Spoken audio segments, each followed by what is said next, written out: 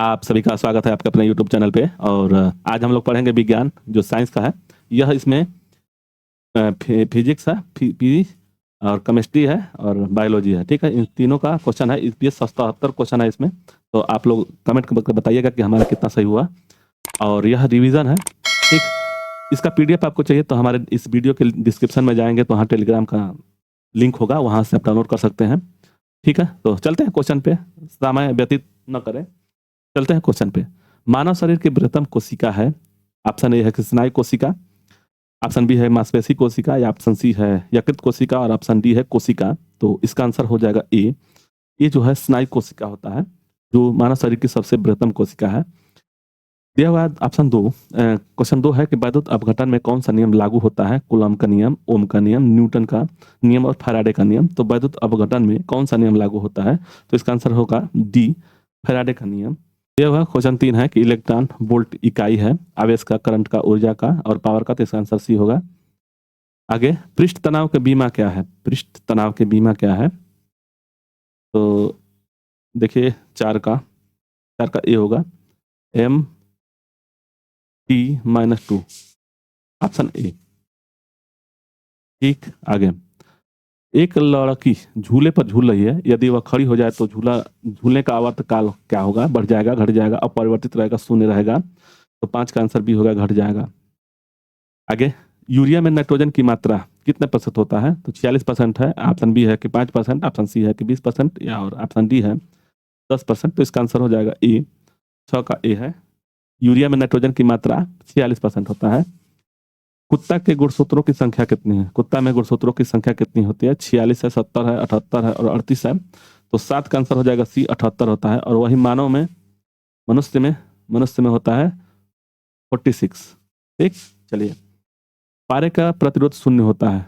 पारे का प्रतिरोध शून्य कब होता है? 8 के पर, 10 के पर, 4 के पर और 0 के पर। तो इसका आंसर 8 का सी हो जाएगा, 4 के पर। आगे, मिथेनॉल को कहते हैं रविंग alcohol, grain alcohol, would alcohol और डिनेचर एल्कोहल। तो 9 का आंसर हो जाएगा सी, वुड एल्कोहल। आगे, 10 है कि साधारण लोलक के समय को दोगुना करने के लिए धागे की लंबाई अधिक होनी चाहिए, 2 गुनी होनी चाहिए, 4 गुनी होनी चाहिए, 6 गुनी होनी चाहिए? तो कह रहा है कि साधारण लोलक में समय को दोगुना करने के लिए, तो इसका आंसर 10 का हो जाएगा सी, 4 गुनी होनी चाहिए। आगे, प्रत्येक 1 डिग्री ताप बढ़ाने पर वायु में ध्वनि का वेग बढ़ता है कितना? तो इसका आंसर हो जाएगा ए, 0.6 मीटर प्रति सेकंड। आगे, मानव दाब है, 12 क्वेश्चन है कि मानव दाब है पारे का 760 सेंटीमीटर, पारे का 760 मिलीमीटर, वायुमंडलीय दाब और कोई नहीं। मानक दाब है, तो कौन सा मानक दाब है? तो इसका आंसर बी होगा, पारे का 760 मिलीमीटर। जब प्रकाश वायु से कांच में जाती है, तो जब प्रकाश वायु से कांच में जाती है तो तरंग दैर्घ्य बढ़ती है, तरंग दैर्घ्य घटती है, आवृत्ति बढ़ती है? इनमें से कोई नहीं। तो 13 का बी होगा, तरंग दैर्घ्य जो होता है घटती है। आगे, एस्कॉर्बिक एसिड किस विटामिन का नाम है?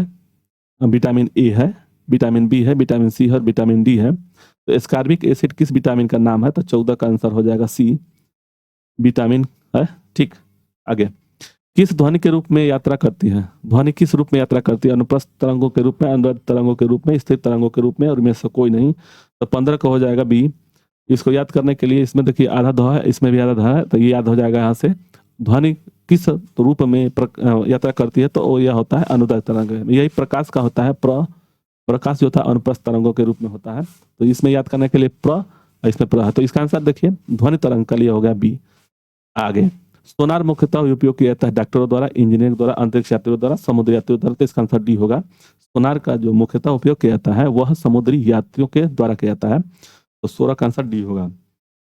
यह हुआ 17 कि सूर्य के नाभिकीय ईंधन है हीलियम, यूरेनियम, हाइड्रोजन और अल्फा कण। तो 17 का आंसर ए होगा, हीलियम होता है। नाभिकीय ईंधन हीलियम होता है। शरीर के द्वितीय सबसे बड़ी ग्रंथि कौन सी है? यकृत, गुर्दा, पीठ और अग्न्याशय। तो 18 का आंसर हो जाएगा डी होगा, अग्न्याशय। मतलब दिया हुआ है कि शरीर में द्वितीय सबसे बड़ी ग्रंथि कौन सी है? तो अग्न्याशय। और सबसे बड़ी ग्रंथि होगी तो यकृत।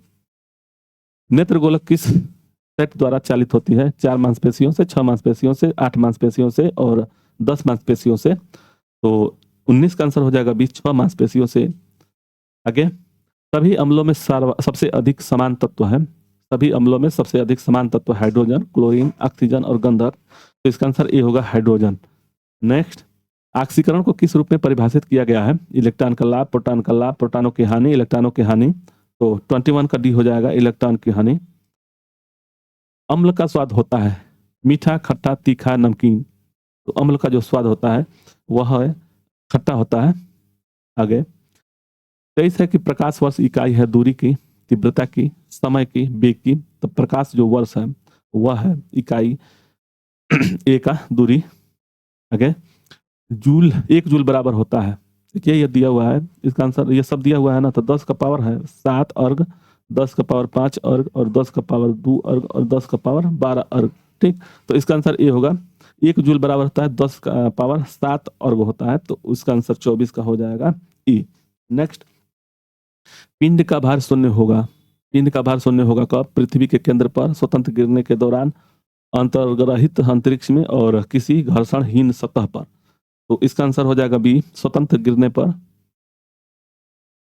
26 क्वेश्चन है कि बूंद, वर्षा की बूंद किसके कारण से गोलाकार होता है? पृष्ठ तनाव के कारण। ऑप्शन बी दिया है वायु घर्षण के द्वारा, श्यानता के कारण और व्यक्तिकरण के कारण। तो इसका आंसर हो जाएगा पृष्ठ तनाव के कारण। तो 26 का आंसर हो जाएगा ए।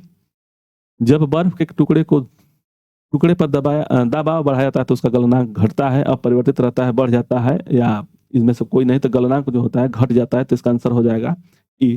27 का आंसर ए। 28 है कि आग पकड़ने के लिए कौन सा फाइबर न्यूनतम प्रवृत्ति है? आग पकड़ने के लिए कौन सा फाइबर न्यूनतम प्रवृत्ति है? टेरिलीन, सूती, नायलॉन, पॉलिस्टर। तो 28 का आंसर हो जाएगा सूती। आगे, नॉन स्टिक रसोई के बर्तन किसकी परत होती है? जो बर्तन होता है उस पर किसकी परत होती है? पीवीसी, सिलिकॉन, टेफ्लॉन और ग्रेफाइट। तो इसका आंसर हो जाएगा टेफ्लॉन। टेफ्लॉन का प्रयोग किया जाता है। इस क्वेश्चन है कि कौन सी धातु नाइट्रिक अम्ल द्वारा प्रभावित नहीं होती है? कौन सी धातु नाइट्रिक अम्ल द्वारा प्रभावित नहीं होती है? चांदी, सोना, तांबा और पारा। तो 30 का आंसर हो जाएगा बी, सोना जो है नाइट्रिक अम्ल द्वारा प्रभावित नहीं होती है। निम्नलिखित में से किसे भारी जल कहा जाता है? भारी जल, बर्फ को, ड्यूटेरियम ऑक्साइड को, आसुत जल को, इनमें से कोई नहीं। तो D2O, भारी जल का सूत्र क्या होता है? तो D2O होता है, D2O। तो इसका आंसर हो जाएगा बी, ड्यूटेरियम ऑक्साइड होता है। लाफिंग गैस नाइट्रस ऑक्साइड है, नाइट्रोजन पेंटाऑक्साइड है, नाइट्रिक ऑक्साइड है, नाइट्रोजन डाई ऑक्साइड है, ट्राई ऑक्साइड। तो इसका आंसर 32 का ए हो जाएगा, नाइट्रस ऑक्साइड होता है। लाफिंग गैस का नाम नाइट्रस ऑक्साइड है।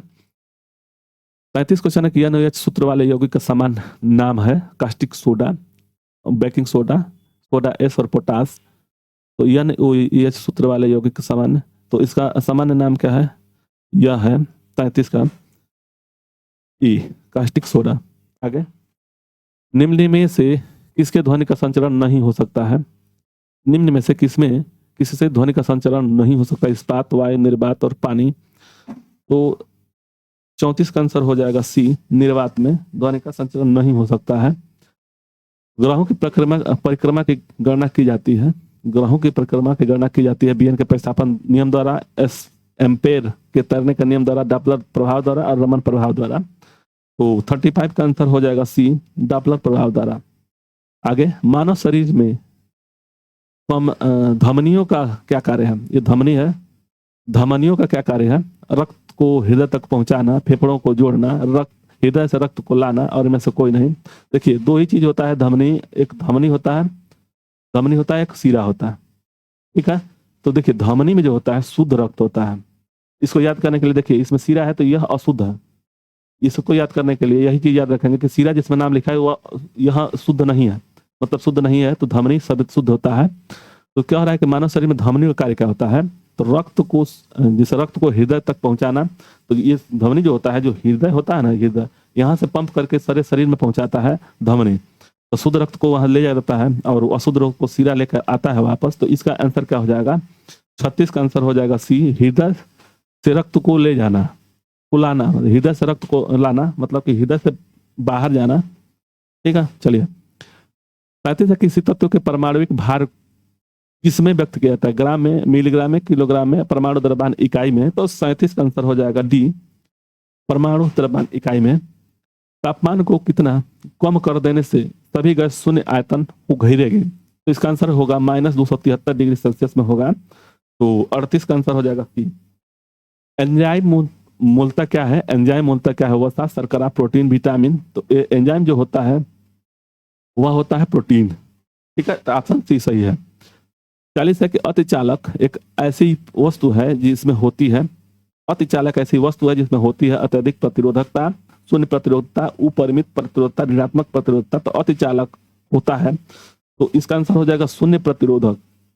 आगे, एक हार्स पावर बराबर होता है 746 वाट के, 1000 वाट के और 500 वाट के और 750 वाट के। तो हार्स पावर जो होता है वह होता है 746 वाट के होता है। आगे 42 है कि वायुमंडलीय दाब में आकस्मिक घटाव दर्शाता है।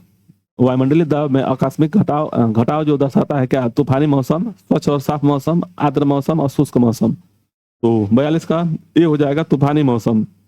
और धीरे धीरे गिरेगा, अगर मान लीजिए जिससे उसका पारा धीरे धीरे गिरेगा तो वह होता है स्वच्छ मौसम का। आगे, प्रेरकत्व, प्रेरकत्व की इकाई है ओम, फैराड, हेनरी, कूलम। तो 43 का आंसर हो जाएगा सी। हेनरी जो होता है प्रेरकत्व की इकाई है। रक्त कैंसर किसे कहा जाता है? देखिए इंग्लिश पूछ रहा है, इसका नाम होता है रक्त कैंसर किसे कहा जाता है? थ्रोम्बोसिस, हीमोफीलिया, ल्यूकेमिया और हीमोलिसिस। तो इसका आंसर 44 का हो जाएगा। ल्यूकेमिया बोलते हैं इसको। रक्त कैंसर किसे कहा जाता है? तो ल्यूकेमिया को। इसमें क्या होता है कि WBC जो होता है अपने, जैसे मान लीजिए WBC का विस्तार बहुत ज्यादा होने लगता है शरीर में, WBC बहुत ज्यादा बनने लगता है, उसी को रक्त कैंसर बोलते हैं। ध्वनि की इकाई क्या है? केल्विन, ऑप्शन बी डेसिबल और ऑप्शन सी है न्यूटन और ऑप्शन डी है पास्कल। तो इसका हो जाएगा ध्वनि की इकाई डेसिबल होता है। टेलीग्राफी के आविष्कार करने वाले कौन थे? टेलीग्राफी के आविष्कार करने वाले कौन थे? Morse, Dublin, Newton, Rutherford. तो इसका आंसर हो जाएगा मोर्स। नेक्स्ट, ध्वनि की तीव्रता मापने के लिए किस यंत्र का प्रयोग किया जाता है? ध्वनि की तीव्रता मापने के लिए किस यंत्र का प्रयोग किया जाता है? तो सोनोमीटर, आमीटर, ऑडियोमीटर, इनमें से कोई नहीं। तो इसका आंसर हो जाएगा ऑडियोमीटर, जो ध्वनि की तीव्रता को मापने के लिए किया जाता है। शुष्क सेल है, चतुर्थ सेल है, मतलब शुष्क सेल है, ऑप्शन ए दिया है चतुर्थक सेल, प्राथमिक सेल, द्वितीयक सेल और इनमें से कोई नहीं। तो शुष्क सेल क्या होता है? तो इसका आंसर हो जाएगा प्राथमिक सेल।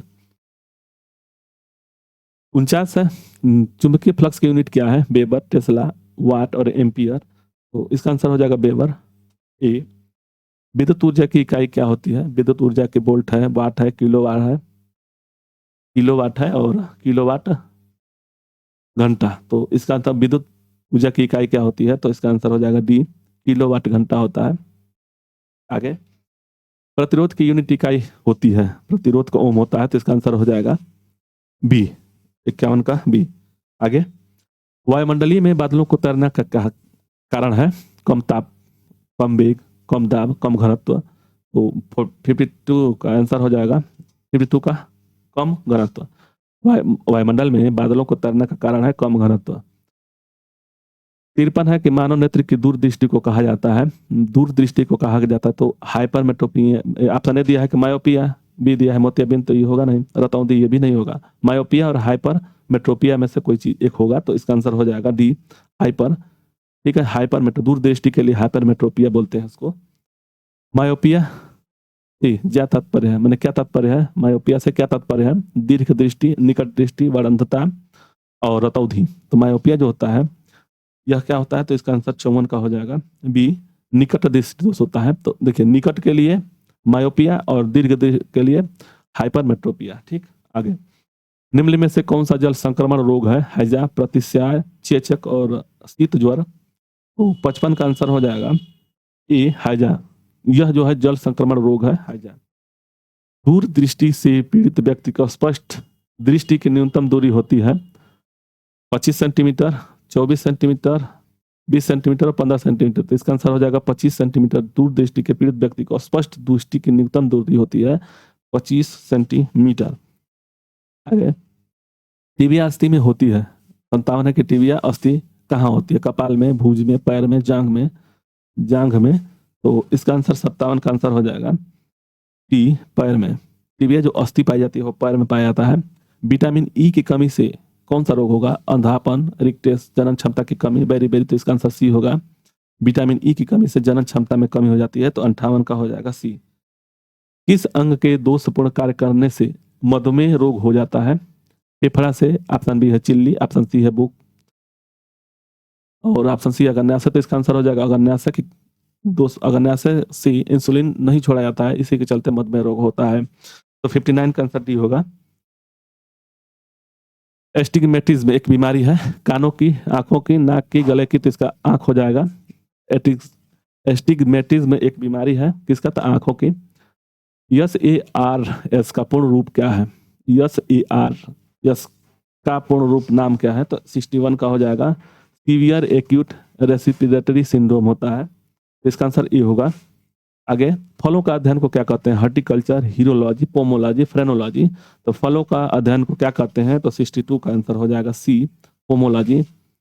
आगे, नाशपाती कौन सा भाग खाया जाता है? नाशपाती का कौन सा भाग खाया जाता है? गूदेदार, पुष्पासन, बीजाणु, दोनों, कली। तो 63 का आंसर हो जाएगा ए, गूदेदार पुष्पासन का प्रयोग किया जाता है। रंजक व खाद्य पदार्थ बनाने में प्रयोग किया जाता है कैरामल का, कार्नोलाइट का, ब्रेंजीन का और कोई नहीं। तो 64 का आंसर हो जाएगा ए, कैरामल का। नेक्स्ट, नाइट्रोजन यौगिकरण के लिए कौन सी फसल सहायक है? नाइट्रोजन यौगिकरण के लिए कौन सी फसल सहायक है? चावल, गेहूं, बीन्स, मकई। देखिए, द्विबीजपत्री जो होता है ना, द्विबीजपत्री, तो वह जो होता है नाइट्रोजन के लिए यौगिकरण के लिए सहायक होता है। तो इसमें देखिए, पहचान के लिए क्या, अगर हम लोग देहात के लोग हैं तो जिस पौधे को अगर उसको पहचानना है तो उस पौधे को मान लीजिए धान का पत्ती है, धान का पत्ती से अगर वह फाड़ेंगे तो सीधा फटेगा तो एक बीजपत्री होगा, और द्विबीजपत्री जो टेढ़ा मेढ़ा फटेगा, ठीक, उसको हम फाड़ेंगे तो टेढ़ा मेढ़ा फटेगा, तो वह द्विबीजपत्री होता है। ठीक, तो इसका आंसर सी होना चाहिए। देखिए, चावल में भी अगर चावल का पत्ता को हम लोग फाड़ेंगे तो वह हो जाएगा सीधे फटेगा, गेहूं का भी है, मकई का वही चल रहा है। तो इसका आंसर बीन्स होगा। बीन्स जो होगा तो इसका आंसर 65 का हो जाएगा सी। आगे, कोको को कौन सा भाग चॉकलेट में गंध के लिए इस्तेमाल किया जाता है? कोको का कौन सा भाग चॉकलेट के गंध के लिए इस्तेमाल किया जाता है? बीज, फूल, पत्ती और छाल। तो इसका आंसर हो जाएगा बीज का। आगे, रेबीज के टीके की खोज किसने की थी? Edward Jenner, Louis Pasteur, Alexander और इनमें से कोई नहीं। तो इसका आंसर हो जाएगा बी, लुई पास्चर। आगे, मारुति 800 के सिलेंडरों की संख्या होती है, मारुति 800 में सिलेंडरों की संख्या क्या होती है? 2, 3, 4, 1। तो 68 का हो जाएगा 3। नेक्स्ट, वॉशिंग मशीन कार्यप्रणाली किस सिद्धांत पर आधारित है? अपकेंद्रण, अनुकूलन, अनुकूचन और विलोमन, परासरण और विसरण। तो इसका आंसर 69 का हो जाएगा ए, अपकेंद्रण के द्वारा। न्यूट्रॉन के कण है जिसमें होता है धनात्मक आवेश और धनात्मक आवेश, ऋणात्मक आवेश, इनमें से कोई नहीं और कोई आवेश नहीं। तो इसका आंसर होता है जो होता है न्यूट्रॉन, वह न धनात्मक होता है न ऋणात्मक होता है, उसी का नाम, उसी के चलते तो न्यूट्रॉन है, कोई इसमें आवेश नहीं है। तो इसमें कोई आवेश नहीं है, तो इसका आंसर सी होगा।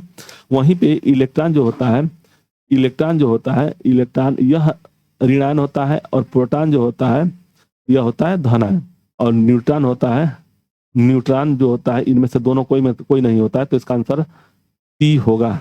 तो 70 का सी। पाजिट्रान की खोज किसने की थी? Rutherford, J Thomson, Chadwick, Anderson. तो 71 का डी हो जाएगा, एंडरसन ने पाजिट्रान की खोज की थी। समस्थानिक परमाणुओं